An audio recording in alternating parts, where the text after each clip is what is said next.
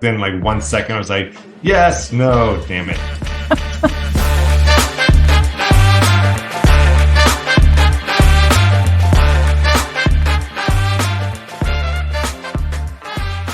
Welcome to amorephillyunion, the podcast where we swear to talk about the Philly Union, the whole Philly Union, and nothing but the Philly Union, with as few digressions as possible.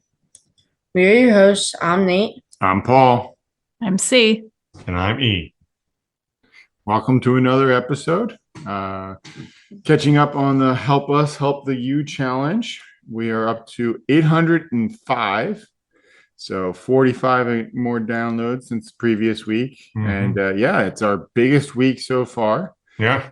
We get 4 more weeks like that and we'll hit our goal. Yeah. I know we're stretching the week out a little bit since we're recording later this week. So we're kind of loading this week's numbers up at the expense of next week's numbers. Maybe a little bit. I don't know.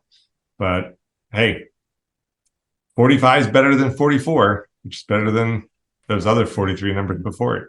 And every one of them gets us closer to our target, 1,000 downloads. So just a reminder, the Help Us Help the You challenge is we're seeing how quickly we can get to 1,000 downloads of this podcast. Mm-hmm. The sooner we get there, the more money we contribute to the Philadelphia Union Foundation. So if you're listening to this and you enjoy it, feel free to recommend it to your friends. If you listen to this and you hate it, feel free to recommend it to your enemies. All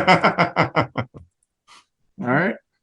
We do have a couple things to catch up on, and one good thing about waiting a day to record this is we got an extra game to talk about. Mm-hmm. Since the Union hosted Cincinnati over the weekend and visited Charlotte last night. Mm-hmm. So, looking at the first game back after the international break, where the Union hosted Cincinnati, the team at the top of the table and the team wanting to be at the top of the table, went into this game with a lot of hope and expectations and, really hope the Union were going to step up and make some noise. And, it looked good for the Union, but, early on, they did roll out their 3-5-2 or their 5-3-2, depending on how you call it. Depending on whether those wing defenders are playing up or not. Yeah. And the Union have had pretty good success with that. So, seeing them out there in that, made you hopeful.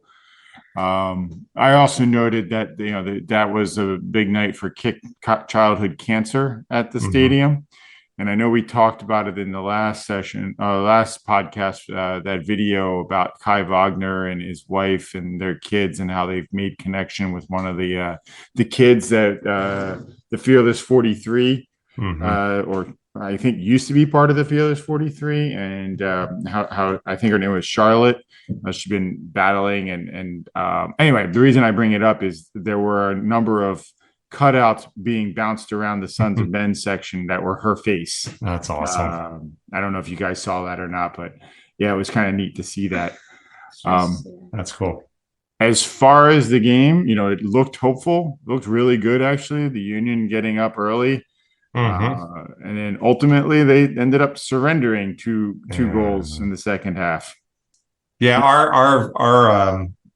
our viewing experience of this game was not slightly. We weren't able to see it because Apple was having issues, so we had to watch the 7-minute abridged version. So yeah, we saw all the pretty and ugly parts.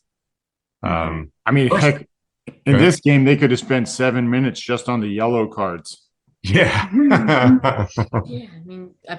Probably more than 7 minutes.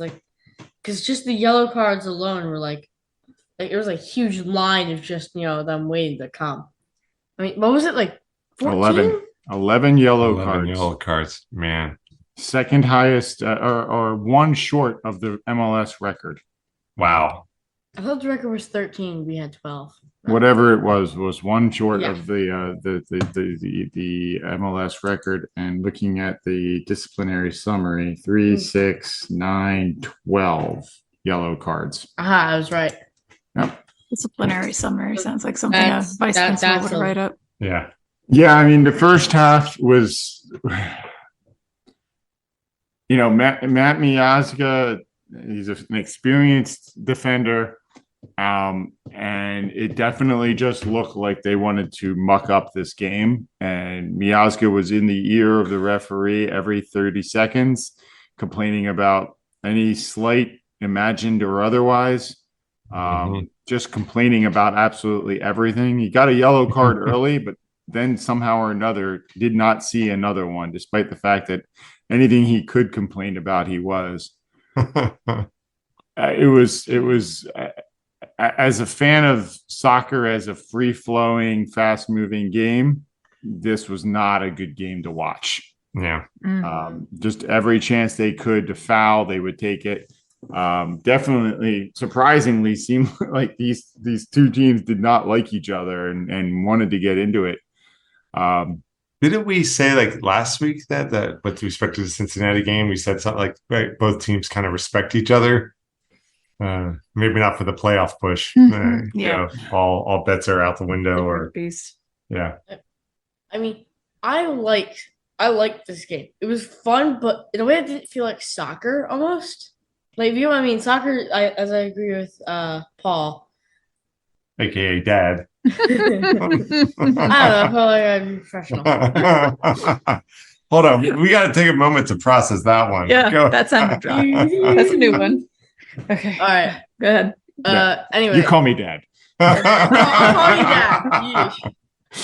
Dad. Anyway, as I was saying, I like soccer as a sport more than I liked whatever heck happened here. It felt more like hockey or football in a way. There was just the sheer amount of fouls or stoppages. Like it just piled on. Yeah. Well, let's talk about a pretty thing at least, and that was the first goal, which was the Martinez wonder strike. It seems like that is the only type of goal he knows how to score. It can't be inside the goal box. Maybe, I don't know, has to be 30 yards out or something, where he's just got to wind up and just send a rocket towards the net. Well, I actually remember his second goal this season, and that was inside the goal box off of a really pretty cross from Sullivan, but it was left-footed, and it was on a volley. So it was still, definitely, it reminds me of a Terry Pratchett novel where they have to find a way to make it a 1 in a million shot with a bow. And so he just always finds a way to make it as difficult as possible, whether that's shooting from 25 yards out or shooting off foot and on a volley. Yeah. He definitely makes it hard, but this was a banger. That was a really nice goal. Yeah, it was a very nice goal. My favorite Leo. Yeah. He lasered this one, if I remember. In all senses of Leo. Yeah. No, you're right. That was a pretty goal. Nice bit of movement from the Union. They got up, the first half passed without anybody scoring because there was just too many yellow cards to be handed out. And then the second half, this was the one they get up 2 in the second half. The second goal was a Gazdag got taken out by the goalkeeper, and he was awarded a penalty kick. And the second goal of the game or of the match. No, it was in the first half. Sorry. Yeah. Martinez was in the 23rd minute, and Gazdag tried to, kind of played the ball past the keeper, and the keeper took him out right before the end of the half. So the Union were up 2-0 going into halftime. Of course, that's when all the announcers start talking about how when the Union were up at halftime, they hadn't lost a game all season, and all sorts of other things to tempt fate. Yeah, dear fate, please screw us.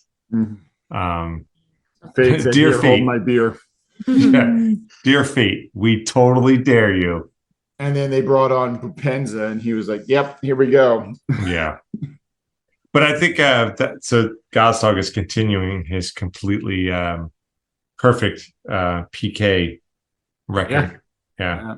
He just doesn't get rattled up there, no matter how much BS goes on behind him, no matter how much time wasting and mind games the keepers try to play against him.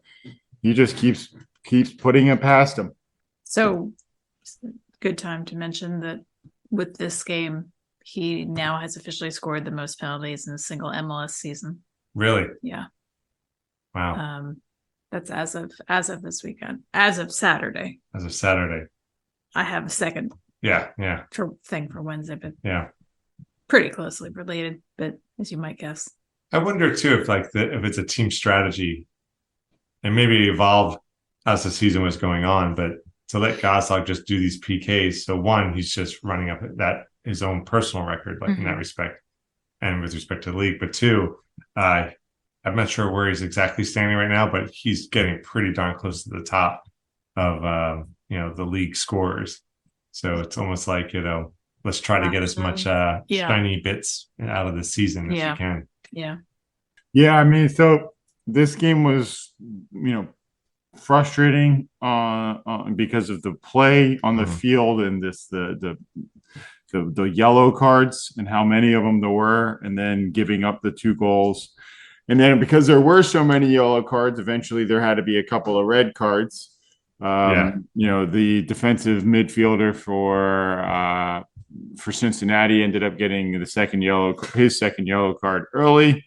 And then Elliott just, he made contact with a forward in the second half of the game on a yellow card. And of course the forward goes down and, he gets Elliott his second yellow card, and Elliott gets sent off in the second half stoppage time. So he missed, the couple of minutes left in the Cincinnati game, but more importantly, he missed all of the Charlotte game, which they really could have used him in. Yeah. So the 2-2 final result, then I guess for the Cincinnati game, that's a tie that felt like a loss. Yeah. For the Cincinnati game. Do you think so? Yeah, it was a tie that felt like a loss because we were up 2-0. They were up 2-0. Because we were up 2-0. That's fair. That's fair. I guess. Hi, Dim View Christie. Shocker. No, I was that was hard to see, but at the same time, I was glad that that Cincinnati didn't win. Yeah. Since they have been such a juggernaut in a lot of ways. I mean, at least we held them to 1 point. So I was glad for that, at least. I mean, it was, as your dad always say, snatching defeat from the jaws of victory. But in this case, snatching a tie from the jaws of victory was not quite as bad. So I mean, I feel like in the first half, we were riding the wave, and then we completely wiped out in the second half. It just it fell apart. Yeah. It didn't completely fall apart, but overall, it just like we should have kept that energy going, and in the end, we just didn't. Cincinnati just proving that 2-0 is a dangerous lead in soccer, especially with a whole half to go and that many yellow cards involved. I don't really have anything else about that game, so let's just move on. Yeah, let's move on. A disappointing tie to a a more hopeful tie against Charlotte midweek yesterday. The strike that, reverse it game. Yeah. Yeah, pretty much. The Union without Elliott roll out the 4-4-2. Interestingly, they don't start either Carranza or Ora. That was interesting. They put both Donovan and Baribo up top, and that was enough to make it Baribo's first start in an MLS game. Oh, I guess that is his first start. Yeah. And they certainly looked dangerous. They certainly looked to connect. Bueno was on the field and was making some nice passes. I made note, Damian Lowe scares me. Like for a while, he looked unstoppable. Like he looked like he was just smothering everything. But the last 4 games or so where he's been on the field, he just feels like a liability out there. And both of these games seem to show that. I think he gave up play, not gave up, but he got beat at least for a goal in each of these 2 games. Yeah, it wasn't great. I mean, there was probably I think he's right. In both games, there was a play where he was with someone that put the ball up, and he just got he just fell apart there. He just kind of slowed mid stride. Felt they probably scored from those. I don't remember if it was those situations or whatever, but it just felt like there is at least one goal in each of these games that he should have played better against it. Yeah.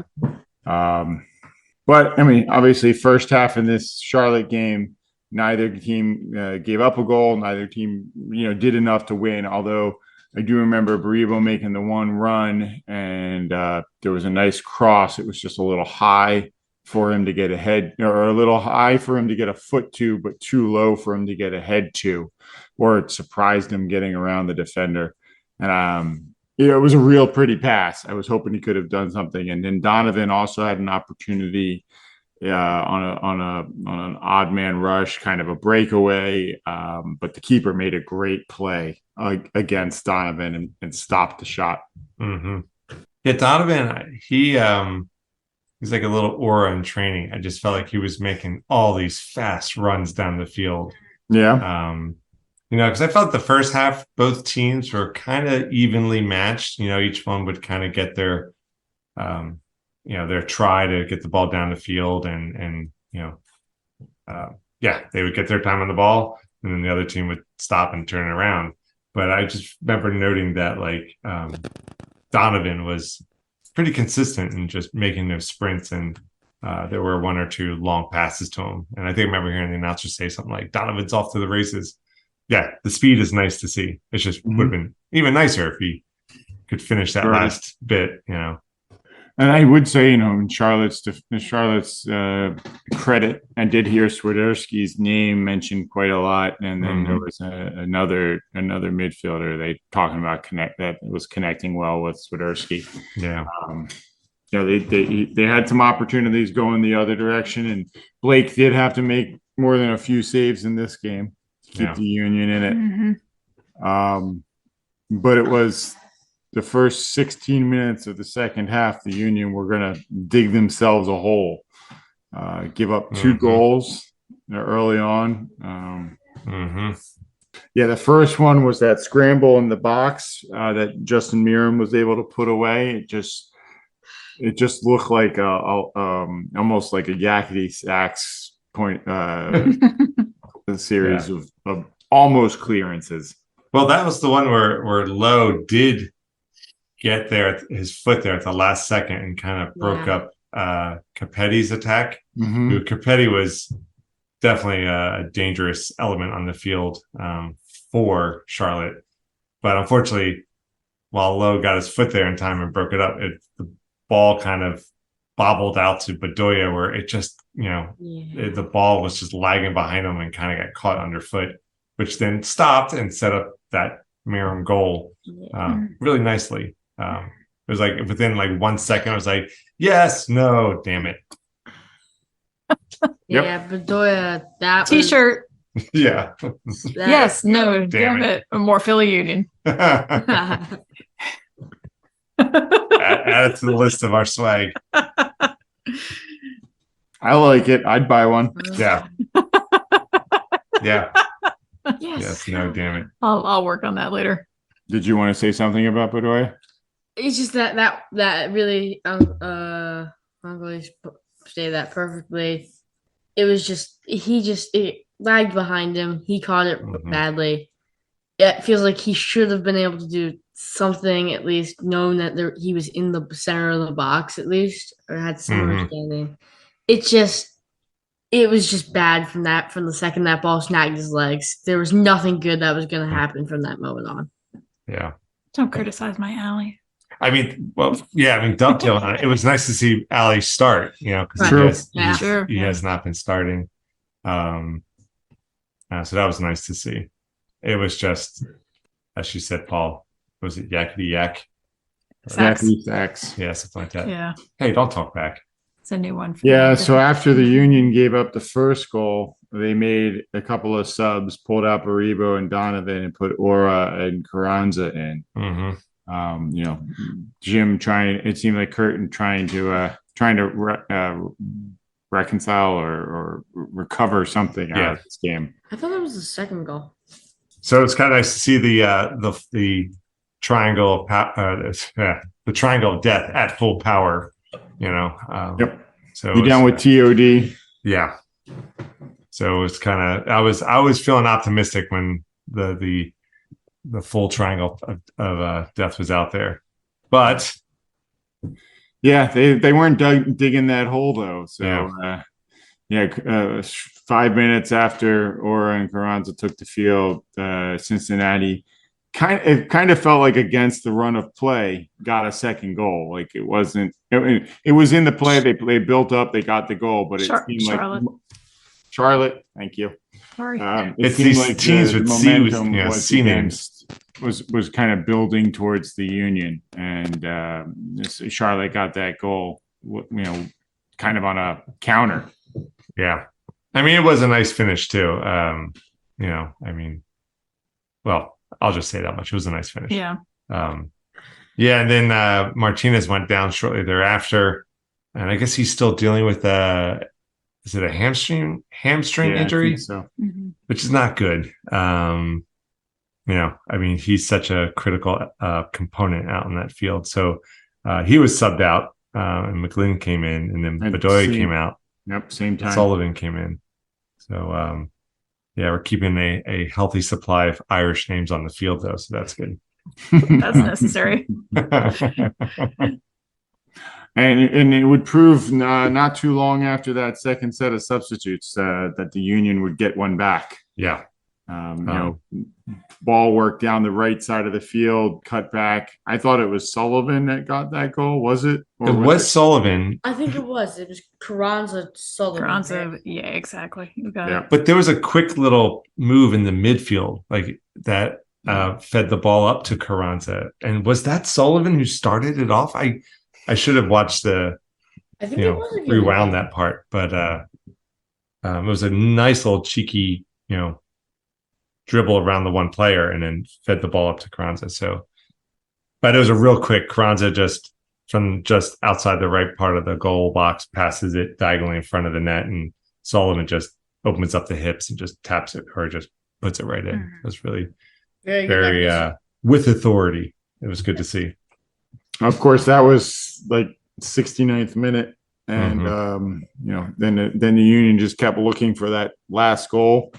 It took until stoppage time, and what I got to admit is probably a pretty idiotic play from a Charlotte defender. Yep. Bizo makes a play, gets it down the right-hand side, plays it around the defender, and I don't know what the guy was thinking. I don't. Yeah. Just completely threw himself at the back of Mbizo, legs up, took him out in the box.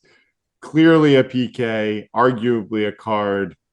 Just insanely dumb. It was really dumb. It really looked like a desperation play you make just when you're down 4-1 and you have lost the thread of the game, of what's happening. It's just, I'm not sure there what was going on. Yeah, the announcers too, they had that great quote that said, Charlotte are architects of their own demise. Yeah.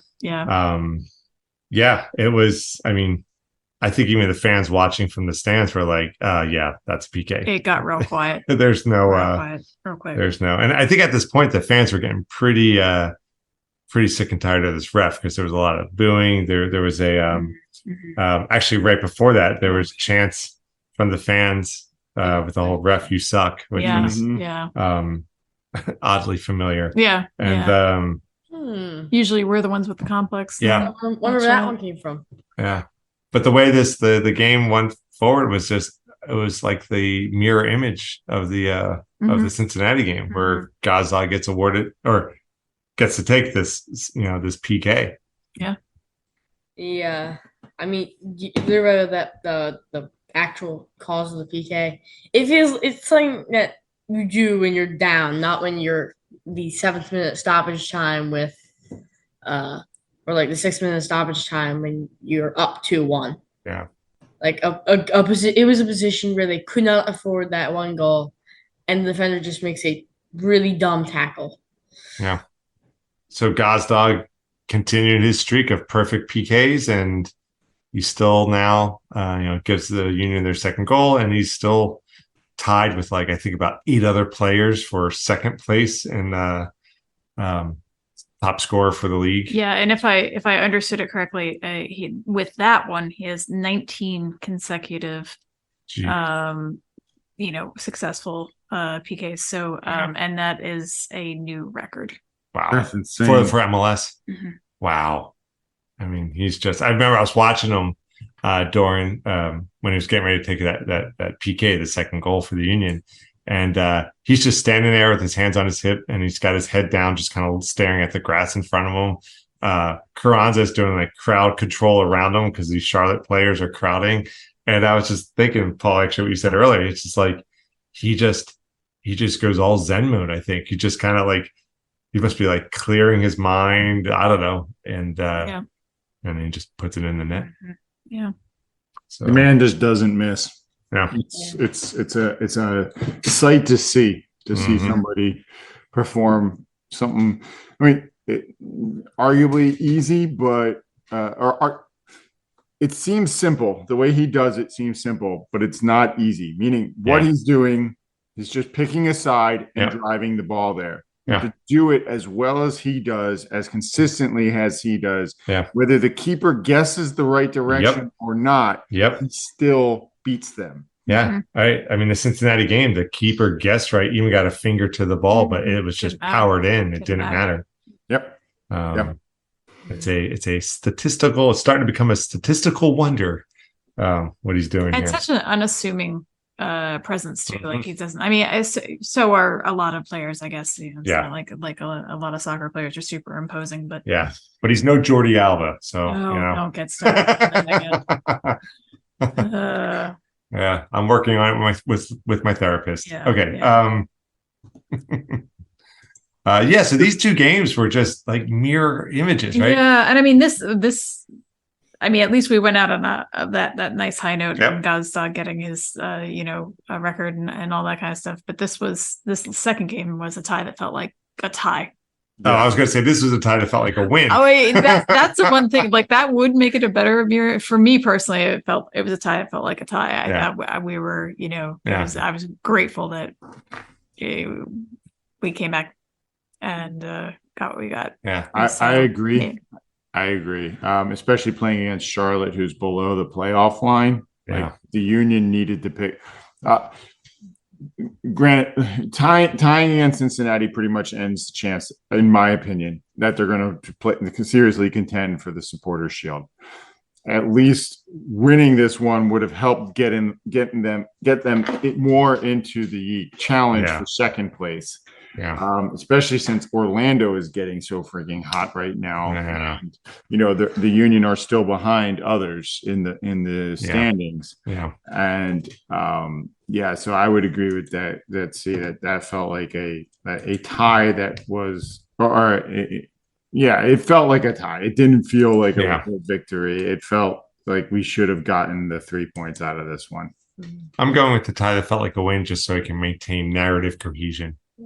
So, because I need the first game was a tie that felt like a loss. And positivity. Yeah. And I need the tie fine. that feels like a win. But actually, sorry, you guys, no.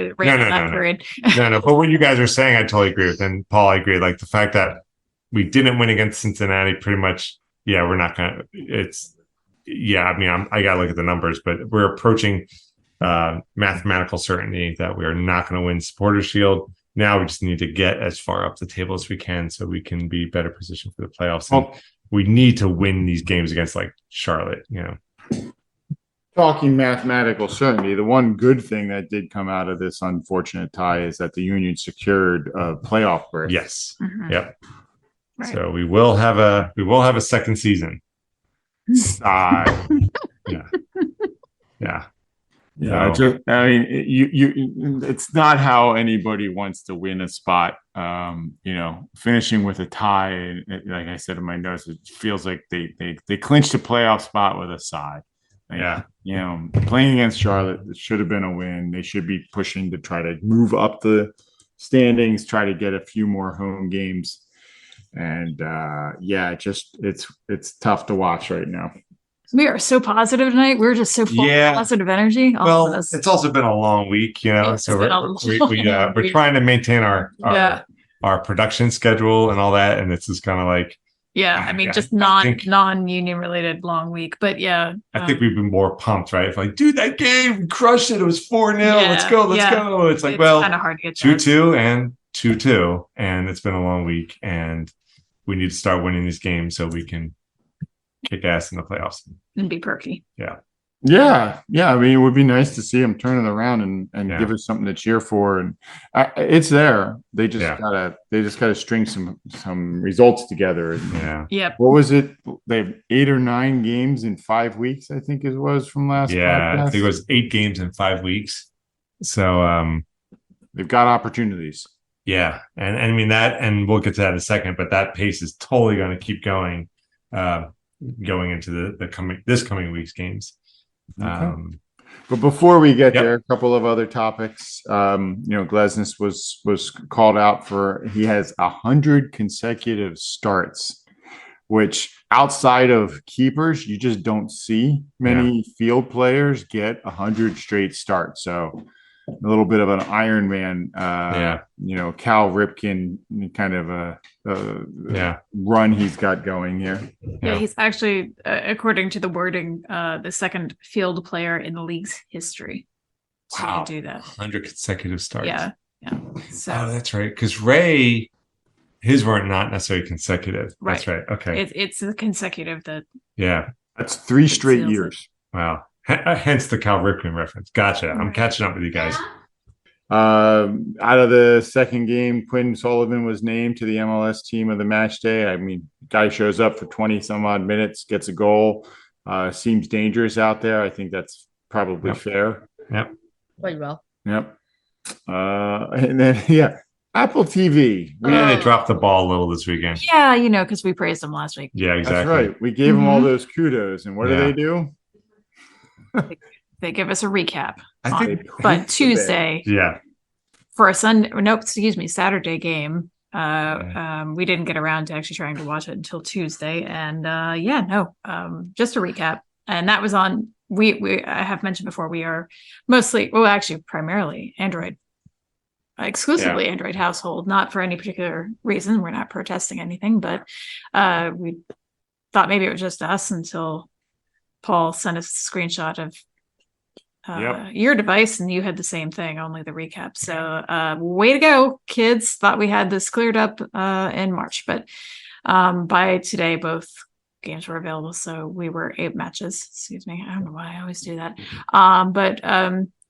We're able to watch at least Charlotte. So thanks, I guess. You still got the same problems with Apple TVs before, zooming in the middle of an actual play. Oh my God. Zooming in on a single, on the ref where you can't at least you could see it.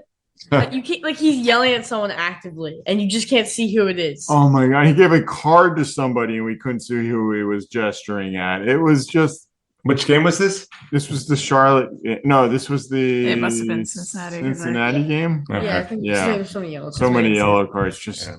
It was terrible. It's like just a wider angle, please. I can't see what's going on. I don't need to be able to count the pores on the guy's face. I just need to be able to see who he's talking to. It was funny too on the Charlotte game. You had Paula. They've been complaining about the announcers. I was going to bring them up. Yeah, and I thought, I never really noticed that they were particularly bad. Sometimes they're run of the mill. But holy crow for Charlotte.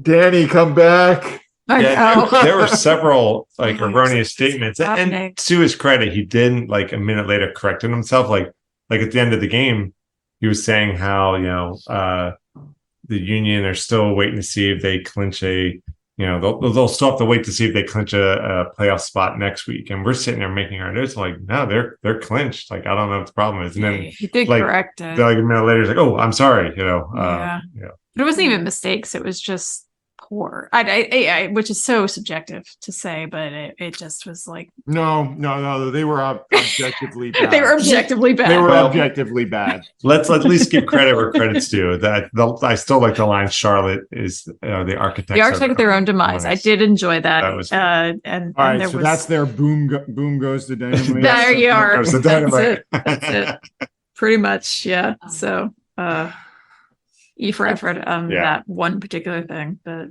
so I wish I could do that badly at my job and get paid as much as they do.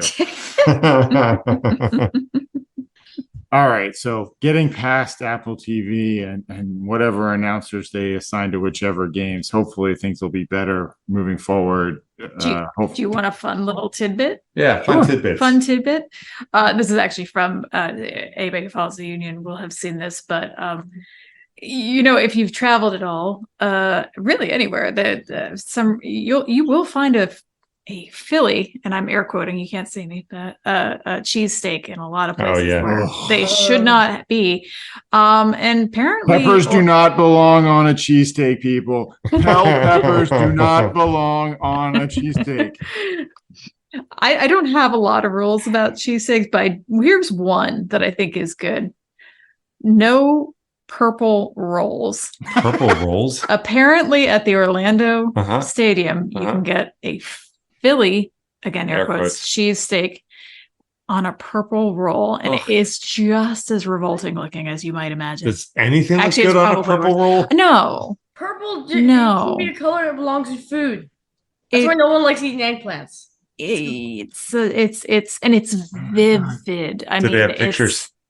Yeah, it's on the social, and it's not ours. Sorry, although I could potentially share, but nobody wants to see that. No, so I would admire we don't want to sully our feed with that. But check it out on the Union feed. They basically, the whole caption for the requote or repost was 3 question marks. That's it. Yeah. So yeah, not sure what is happening in Orlando. Not sure if Florida as a whole should probably again be thought off. And we should just take a buzzsaw and just cut off. I'm joking. I will point Eric's out that shaking his head like I've offended. Hello, Florida. Sorry, be our listeners. Anyone who watches this from Florida, we apologize, but we're not sorry. Well, I will just point out that Messi is now a Florida man. Oh, my soul hurts. Messi is Florida man. You said the M word. Yeah, you hurt me. Hey, at least it was purple and it wasn't pink. True. Yeah, right. Fair. I will take that. Although, more revolting. Anyway, so there you go. Enjoy that. Well, that brought a smile to my face as opposed to some of the results from this week. Yeah. All right.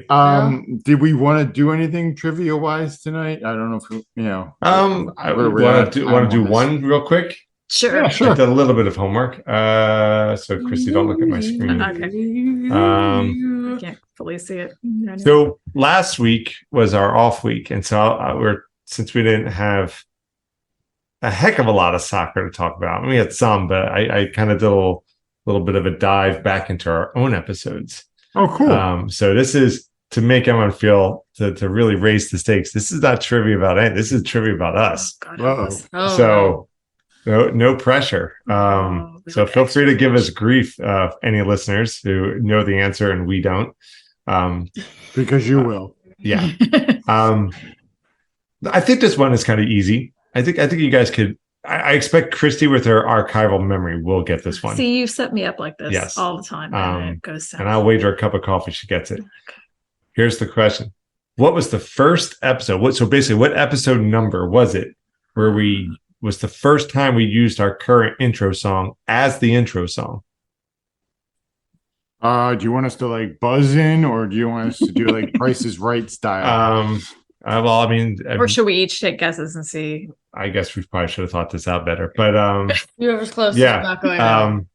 Let's Price Right out because I distinctly remember we talked about the different intros, and we settled actually on the verbiage very quickly, surprisingly. But the music took us a little bit to develop. So I was going to say episode 5, I think, our current music. And just to be clear, and just to make sure you guys think of the right thing, and I'm not saying that this is any reflection to the answer you just gave, but this is the episode where we actually used the song as the intro, right? Because remember, there was the one episode where we talked about which one we wanted, and then we selected it. That's right. There was the one where you brought in options. We had 3 options. Yeah. I'm going. Right, there was, what would you call it, Christy? It was NPR. What was it called? NPR Funk or something like that. Mm-hmm. Yeah. I'm going. Episode 6 is the episode. Episode 6. I'm not going to do the $1 thing. I'm going to actually say episode 3. Okay.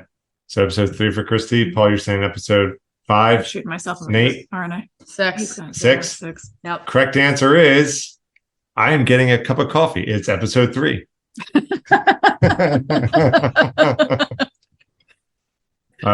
Yay. Yeah. I guess. Because it was the second episode where we actually, because we had done the first episode where we talked about what do you want this podcast to be about.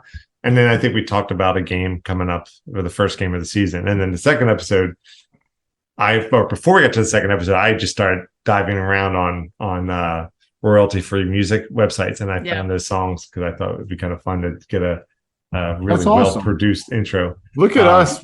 We're actually hitting the ground running, setting up the verbiage, Yeah. the song. Yeah. What happened to us? Do you want one more? Yeah, do All one right, more. let's do one more. This one's going to be a hard one. I didn't know what this one was, but I knew well, let me just get to the question. What was the first episode? Again, which episode number was where we all used the Go Union sign off? Because there were a few episodes where we're like, hey, we'll see you next week, right? As Have we're we signing ever off. all gotten it done at the right time? Well, No, that hasn't happened yeah, yet. that hasn't happened ever. That's So, episode future. Yeah. Yeah. So this is not necessarily in That's sync. why I was wondering if this is a trick question. No, it's not a trick question. Because I think there were one episode like where I think, Paul, you might have been driving that time. You're like, okay, thanks for listening, blah, blah, blah. Hey, and Go Union. And you were the only one who said it, right? I know there's 1 week, I think, where I signed off with, hey, I we'll think see you started it, E. I don't know. I Actually, just that's another good remember question. you were the first one to finish out that one. Yeah. I think it was episode 7. Nate's saying episode 7. Yeah. We're on episode. I'm not what? saying yes or no. I'm just saying Yeah, I acknowledge. understand. We're at episode 31 right now, so I'm going to say Episode episode 31. 30.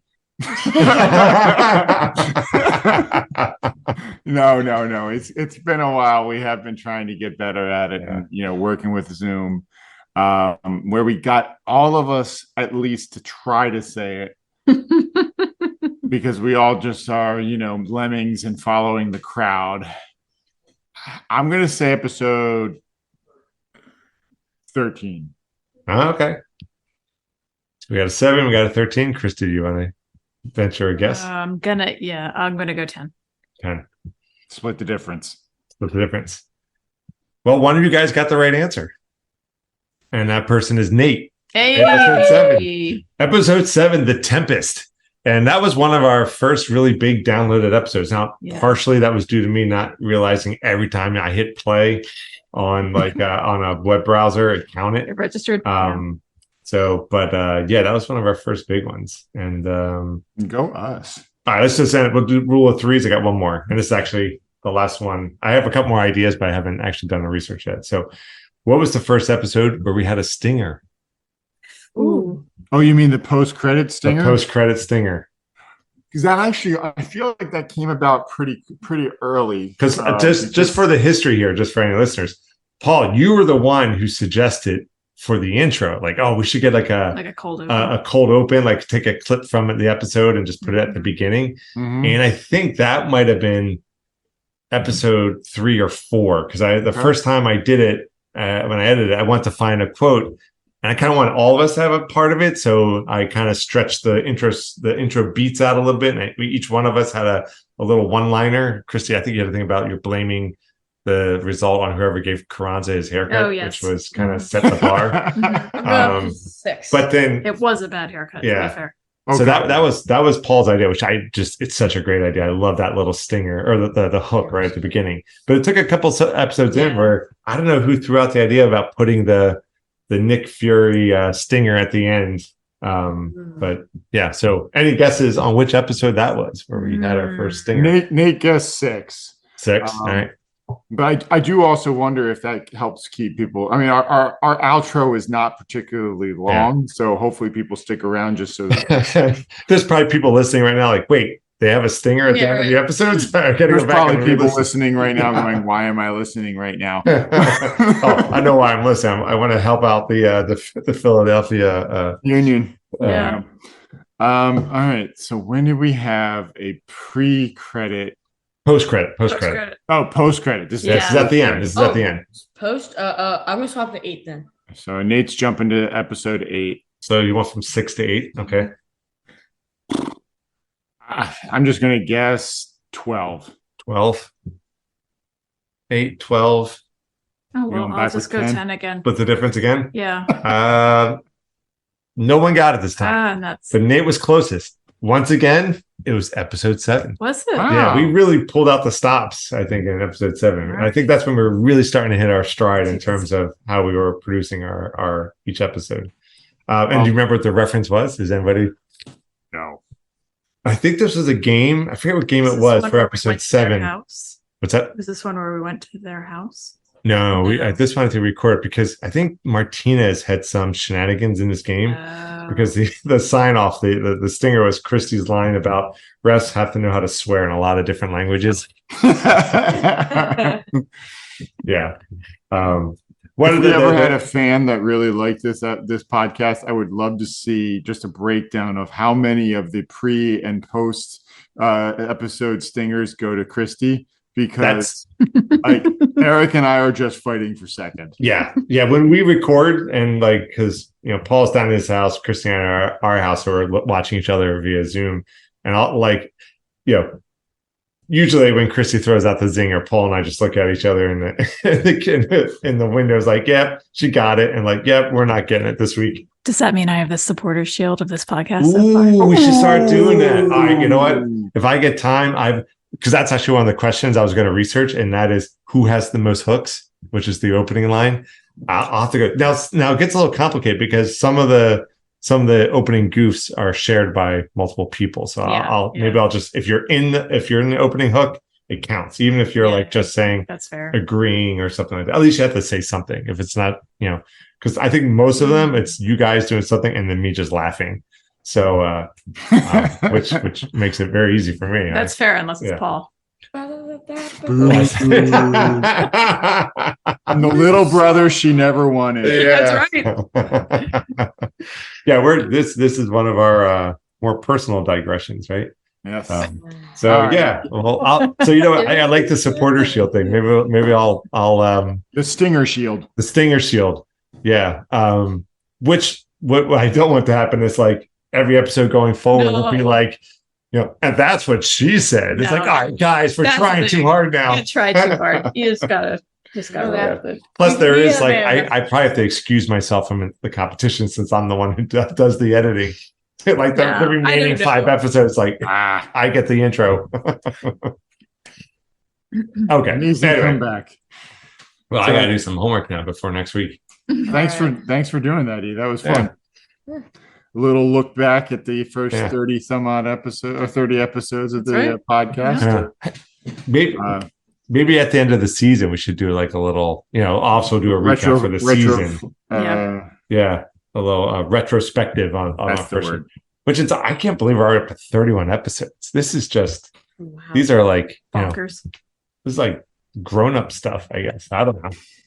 Our podcast can drink if our podcast episodes were a year. Yeah. It can rent a car at reasonable rates. Okay. All right. But getting back to the podcast. That's right. We still got more podcasts to get to. Okay. We have to actually talk about the Philly Union, the whole Philly Union. We promised that, didn't we? And stop with the digression eventually. I have my fingers crossed. All right. So we got 2 games coming up this week. We got LAFC at Philly on Saturday. That's a biggie. And then I think they're going to Dallas on Wednesday, or is that? No, I think we're hosting Dallas. That's what I thought. I thought the announcers at one point said something that the Union had like 3 home games in a row or something. Yeah. So I think the majority of the games we have remaining are all home games. So there's a small mercy there. Oh, good. So so LAFC is currently in 3rd in the West. Dallas is 9th in the West. Short turnaround, staying home. People, teams coming from the other coast. I kind of like our chances. Yeah, chance to kick LAFC in the teeth after the MLS Cup and the whatchamacallit, the CONCACAF Champions League would be nice. Here's a question: if you could choose, the Union finishing in, well, actually, I know what the answer is, but I'll just ask the question anyway. If you could choose the Union finishing in 2nd place for the regular season or absolutely obliterating LAFC this coming weekend, Which would you pick? The fact that you said absolutely obliterate. Yeah, I'm not talking like a 2-0. I'm talking like we just trounce them 6-0. And like they play with their full squad. We just like run circles around them. What was the first one? Finishing second place. Finishing second. And just finishing second, but not beating LAFC, or we just crush LAFC and we finish wherever we finish. Wait, so is it we automatically lose to LAFC, or is it we? I'd say we don't win. Exchange. We lose this Saturday, but we finish second in the East. I like where you guys are going, but I do want to do well, so probably do second. Yeah, you're the more level-headed Nate. Yeah, that's By the way, any listeners, if you have an opinion on that one, feel free to share. Because I remember talking with the other Nate the other week about us. Well, no, we had a listener write in. One Nate per podcast. Yeah, we have a one Nate maximum. Is that what you're saying? One Nate to rule them all. Yeah. But it was about facing Miami in the playoffs and sending them home, which would be nice. This is kind of along that same vein. I'd like the Union to get second. I don't want to see them lose to LAFC, and I think they need the points in order to really make a run for second. But yeah, I would take second place and a loss this weekend. Yeah. Christy though, she looks angry. She's sitting here with a smile on her face. I don't know what this means. She's like, I'll take beating LAFC and finishing third. Carnage. I'm re-listening to Good Omens by Neil Gaiman and Terry Pratchett, and I'm just thinking of the of war. Grievous bodily harm. Yeah, yeah. So that's what I feel like when I hear LAFC. Yeah. I feel like we automatically beat LAFC in the final standings. All right. So anybody else have an opinion on that one? I shared mine. I mean, I think it's like I'll eat the vegetables. I'll say I'd like to get a second place. It's kind of like I really want to scratch this mosquito bite, but I know it's not the better thing to do. Why can't we have both? Why can't we? Well, you know what? We can. So let's just. But that wasn't the question. That wasn't. I'm going to say it's. I left the wording in such a way that I said the Union do not win. So that means we come in second and we draw against LAFC. I can live with that. So. Nice. Christy though wants to see them, as Conan would say, Conan the Barbarian. Yeah. To defeat your opponents, to see, to drive their way there for them, or to drive your enemies. See your opponents, to see them driven before you, and to hear the lamentation of their women. These guys say with a Austrian accent. There you go. Yeah. And then hopefully the Dallas game, kind of like the Charlotte game, but where we don't draw and we actually win. That's what I'm hopeful for. Yeah, because we got to start getting these points. We got to get. We have 4 games left, I think. Is that where we're at? We're at 4 games. So we got LA, we got Dallas, we have Nashville. I'm doing this off memory. Let me pull up my. Positive 6 games. Oh, we got 6 games left. Oh, fantastic. Oh, we got Columbus, Atlanta, and the last game is Nashville. Regardless, we need to start winning. Yeah. 1, 2, 3, 4. We have 5 games. 1, 2, 3, 4, 5, 6. You're right. Home stretch, baby. Home stretch. So we have 3 home games and 3 away games. So let's get them points. Anything else from anyone? Nah. Thanks for sticking around, by the way, everybody, because we're trying to keep on this schedule. So we appreciate you guys. Absolutely. We appreciate you. Yeah. Appreciate you. Please definitely reach out to us. You can find us at our website, amorephillyunion.com. Yeah, which would you pick? Second place or trouncing at LAFC? Absolutely. We should do like a listener poll. Email your thought to pod@amorephillyunion.com. You can hit us up on X, or what used to be known as Twitter, at amorephillyU, Instagram, YouTube, Threads at amorephillyunion. As a reminder, we have a very eclectic Spotify playlist. You can find us under amorephillyunion. So please tune in if you're a Spotify listener. You can get our podcast wherever you get yours: Google, Apple, Spotify, Amazon, TuneIn, iHeartRadio, Player FM. Please subscribe, like, comment, spread the word. So thanks everyone for tuning in for another episode of Amorephillyunion. We're your hosts. I'm Paul. I'm Nate. I'm C. And I'm E. Go Union!